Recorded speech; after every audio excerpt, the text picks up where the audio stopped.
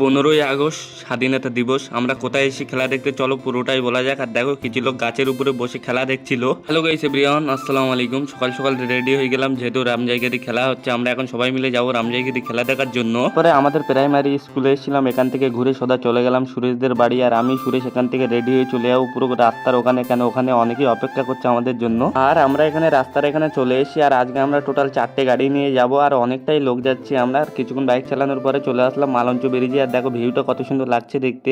আর আমি কিন্তু রামজায়গারি first time যাচ্ছি খেলা দেখতে, জানি না কেমন কি খেলা হবে, তোমাদের সাথে পুরোটাই শেয়ার করব। আমরা চলে এসেছিলাম মালঞ্চর এখানে, আর যেহেতু পুলিশ ধরছে আমরা নিচে দিয়ে চলে আসলাম সোজা খেয়াঘাটে। তারপরে টিকিট কাটা হয়ে গেলে আমরা বোটে করে চলে যাবো ওই পারে। আর আজকে কিন্তু পুরো দিনটাই আমি এমটি চালিয়েছিলাম সুরেশের বাইকটা। আর আমি বোটে করে ফার্স্ট টাইম বাইকটা পার করলাম। আর আমারও একটু ভয় লাগছিল, যেহেতু ভিডিওটা অনেকটাই লং হয়ে যাবে ওই জন্য কিছুটা কেটে দিলাম। আর একজনের বাড়িতে বাইকটা রেখে দিয়ে আমরা এখন ভেড়ি দিয়ে চলে যাচ্ছি খেলা দেখতে। আর মাঠে আসার পরে তো দেখতে পেলাম প্রচুর পরিমাণে লোক হয়েছে, কিন্তু খেলা তো আমার একদমই ভালো লাগছে না, মনে হচ্ছে পোল্ট্রির খেলা হচ্ছে। আর এখানে দেখো কিছু লোক গাছের উপরে বসে খেলা দেখছে। তোমরা যারা রামজায়গারি খেলা দেখতে গেছো তোমরা কমেন্ট করে জানাবে খেলাটা কেমন হয়েছে। আর এখানে দেখো সুরজিৎ দার সাথে দেখা হয়েছিল, বিশ্বজিতের দাদা। আর যেহেতু খেলা দেখতে অনেকটা সমস্যা হচ্ছিল, আমরা সবাই মিলে চলে আসলাম গাছের উপরে। আর এখান থেকে খেলা দেখতে মোটামুটি ভালো লাগছিল আমাদের। আর যেহেতু সকালবেলা এসেছিলাম, কিছু খাওয়া দাওয়া করিনি, ওই জন্য আমাদের প্রচুর পরিমাণে খিদে পেয়ে যায়। আর নিচে দেখছিলাম একটা পাপড়ওয়ালা এসছে, আর এখান থেকে 3 প্যাকেট পাপড় কিনে নিয়েছি আমাদের জন্য। আর সেই পাপড়গুলো তুলে দিচ্ছে রাকেশ, আর এখানে হচ্ছে